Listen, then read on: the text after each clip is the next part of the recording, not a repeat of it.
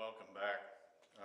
I'm Art Moorhead. This is Art Faux Designs, and what you saw there was a finish. It's a tissue finish that we're going to do on this ceiling above me here, and it's a rather it's an odd shaped ceiling, and they had the ceiling fans that had some blades on it that were kind of similar to this color.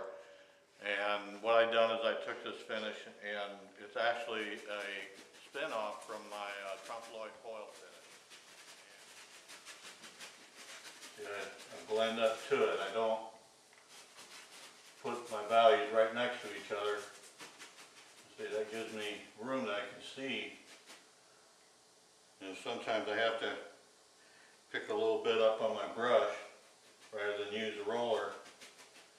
And I can blend that right in.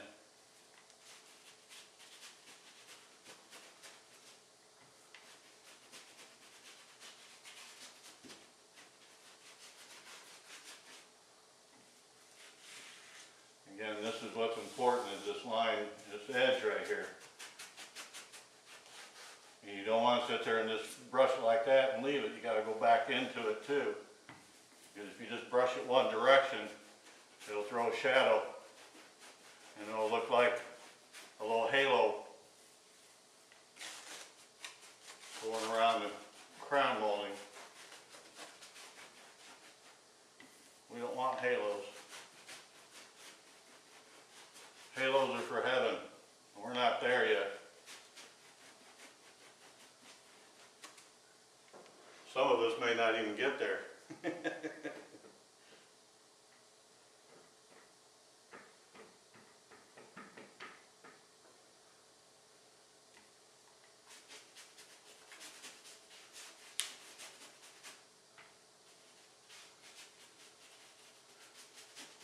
This whole finish that I'm doing here came as a result of my trompe-l'oeil foil finish. There was a foil I used that was real unusual. It had a really nice color to it.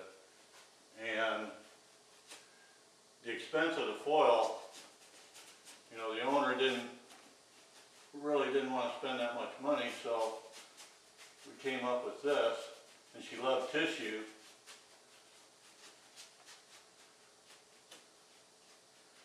And that's how this finish was born.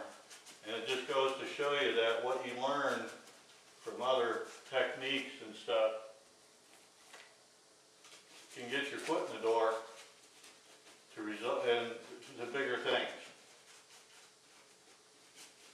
This particular client here, now I'm going to be, I'm going to be doing a mural for him, which I'll be making a video on in the near future.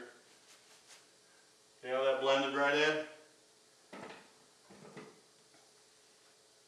And you can't even tell where I stop. And that's because you create negative space within the finish. In other words, you're not trying to make it 100% coverage.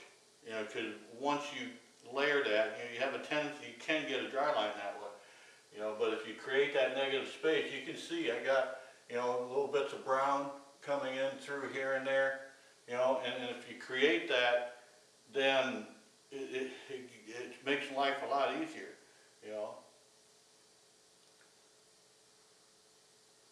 Okay.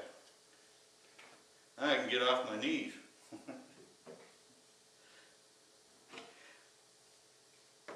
Here in January of 2010, I'm opening a school to start teaching,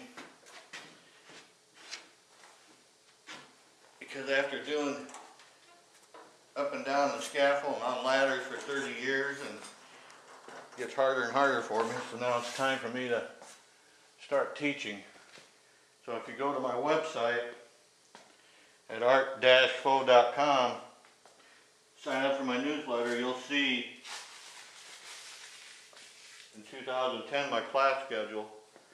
And not only will I be teaching, but I'll have guest instructors from all over the country, and there will be a couple from Europe.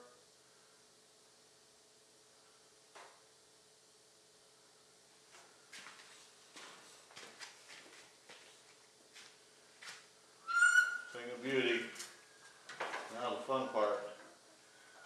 Now on this ceiling here, you're going to take it in segments. You're not going to try and do